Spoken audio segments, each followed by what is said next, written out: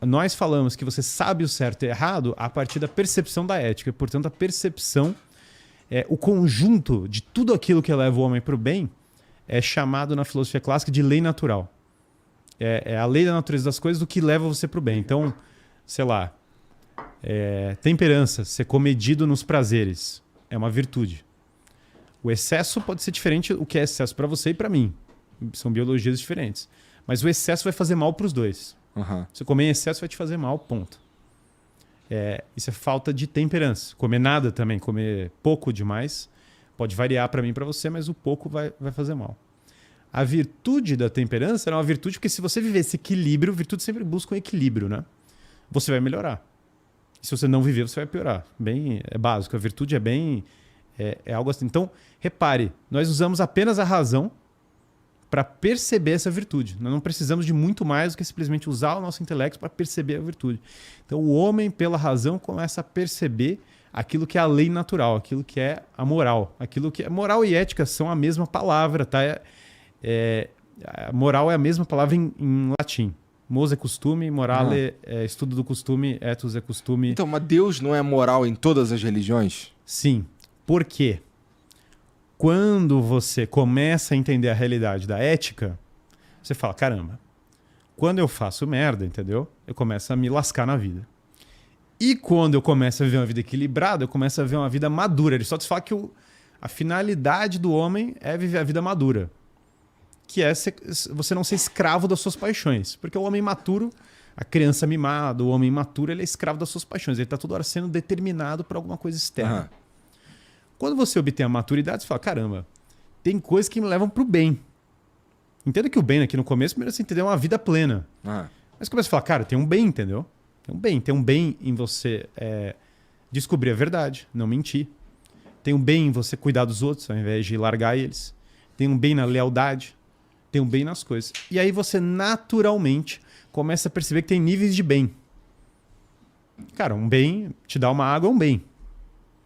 Pô, o cara que entrega a vida pro outro é um bem maior. O cara que... A mãe que acorda de madrugada para trocar a fralda do filho é um bem elevado. É um bem maior do que eu simplesmente falar, ô Igor, toma aqui um copo d'água. Claro, agora estamos no deserto. Essa água vai me fazer falta, eu dou um copo d'água. É um bem maior. Eu começo a perceber que existe uma escada no bem. Existe uma gradação. Existem bens mais elevados do que outros. Que é o que permite o heroísmo, né? Conectando com a coisa do Tolkien, um dos pontos fortes ali é o heroísmo. O heroísmo é um grau de bem maior. Porque envolve um grau de sacrifício maior também. Porque aí você começa a descobrir que sacrifício envolve virtude. Tudo que você faz que não te envolve nenhum esforço, normalmente, isso aqui é uma generalização, mas normalmente faz mal. E normalmente as coisas que você tem que se lascar para fazer te fazem bem. A vida é assim. Cuidar dos outros, criar família é um trabalho desgraçado. Ir pra academia. Ir pra academia é um trabalho desgraçado. Comer bem é um trabalho desgraçado. Empreender é um trabalho absolutamente ingrato muitas vezes. Estudar é um trabalho ingrato. É ingrato. Por isso que as pessoas... Aí você me perguntar, o primeiro motivo do que as pessoas fazem o pior pra elas. Cara, porque literalmente o que é pior dá menos trabalho. Se eu for encher a cara e zoar... E ainda geralmente é gostoso, porra. É lógico, você vai encher a cara, vai zoar. Você vai se lascar, entendeu? Mas, cara, tudo não dá esforço. Então... O caminho da virtude ele é mais árduo do que o caminho do vício. Claro. Isso é evidente. Mas, porra, bom, a gente. Por que a gente entrou nessa? Porque eu te perguntei por que é importante saber qual que, na tua opinião, é a religião certa, se Deus é moral Porque agora a gente chega no seguinte. Eu não estou buscando só bens individuais, mas eu estou buscando o bem. O que eu quero dizer com o bem? O bem, B maiúsculo. Porque você vai começar a perceber que existe um padrão entre esses bens quebrados. Mas o que você sente? É curiosidade? Não é curiosidade o termo. Existe uma diferença entre a curiosidade, que eu só quero saber, e existe a estudiosidade de buscar respostas para os problemas. Porque se Deus existe, muda a sua vida. Muda. Se alguma religião é verdadeira, muda a sua vida mais ainda. Então, muda. Porque lembra que tu falou que quando tu... Pô, tá bom, chega à conclusão que Deus existe, então eu vou procurar um caminho até ele. Claro. Cara, talvez não.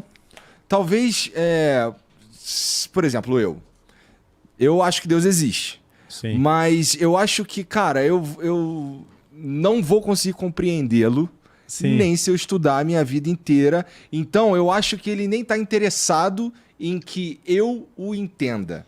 Ele tá Sim. interessado em outras paradas, no bem maior, tá ligado? Sim, sim. E por isso que é que nós temos que ter uma visão. Você nunca vai entender Deus de igual para igual ou de cima para baixo, porque Deus não é um objeto, Deus não é uma garrafa d'água, Deus não é uma mesa que você analisa como objeto. Inclusive na filosofia clássica, se fala que você entende Deus pelos efeitos. Você entende Deus a partir das coisas que você olha no mundo, porque você entende o mundo a partir dos seus sentidos. Você não vai ser o iluminado que vai enxergar e falar, estou olhando Deus acima. Esse não é o caminho dos homens. O caminho dos homens não é, e até a filosofia significa má sabedoria, buscar a verdade. Então, o caminho dos homens é o caminho de busca da verdade. Ele não é o caminho do cara que se acha o sábio. O sofista era o cara que achava que sabia. O cara que manipula as pessoas. Mas a busca da verdade necessariamente precisa me levar a um templo, por exemplo? Então, vamos parte por parte, né? No que a gente Porque eu não estava sei, fazendo. tu é o quê? Tu é católico? Eu sou católico. Tá. Então... Eu me tornei, né, católico, que é uma coisa curiosíssima. Eu saí... Não, porque tu era ateu. Na prática, Eu não falava que era ateu. Se você me perguntasse, eu falava pra você, Deus existe? Parece que não. Entendi. Talvez, quem sabe, né? Não ficava pregando ateísmo pros outros também, não. Não, que eu acho que isso enche o saco pra caramba, né? Pra caramba, Isso é chato. E eu também não prego, veja que eu também... Eu não sou teólogo. Eu tô achando interessante porque você chegou a essa conclusão. E isso é interessante, não é muito comum. Não é. E eu descobri muitas pessoas na história, no passado, que chegaram também. Quer dizer, eu não fui o primeiro a chegar pelo estudo à existência de Deus. Na verdade, eu sou o último, sabe? O Chesterton tem uma metáfora muito engraçada que ele fala, cara, tem dois jeitos de você chegar na sua casa. Ou você dá a volta ao mundo e chega na sua casa, ou você só fica em casa, entendeu? Eu acho que eu dei a volta ao mundo para chegar em casa, sabe? Falar, caramba. Até ter o grau meio ridículo que é, cara, eu tô estudando pra caramba e eu tô concluindo que, sei lá, a religião da minha avó, entendeu? Tava certa, sabe? É um negócio meio... Mas faz o sentido, porque pensa... Minha avó já era sensata nas coisas que... Ela não era uma pessoa louca, sabe? Ela era sensata nas coisas que ela falava. Só que, claro, o que faltava talvez aqui é uma base intelectual para explicar em termos que fossem mais adequados esse negócio. Para mim, pelo menos, não bastava falar, ó, Deus existe. Guilherme, Deus existe, viu? Boa... Eu lembro o dia que chegaram, enfim, nada contra a música, mas falaram os animaizinhos de 2 em 2. Tava a música, pô... O Padre Marcelo aí, Padre Marcelo Maromba, entendeu? Fantástico. Mas eu lembro que eu era criança, cara, mas eu olhei e falei, cara, o negócio de animaizinho 2 em 2 não tem, entendeu? Vocês estão brincando com a minha cara, entendeu? Vocês acham que eu sou o quê? Palhaço, entendeu? O que é isso? E isso assim, criança, sabe? As crianças lá dançando na minha escola e eu falo, meu, o que esses caras estão fazendo? O que é isso? Que animal, bicho, do que vocês estão falando?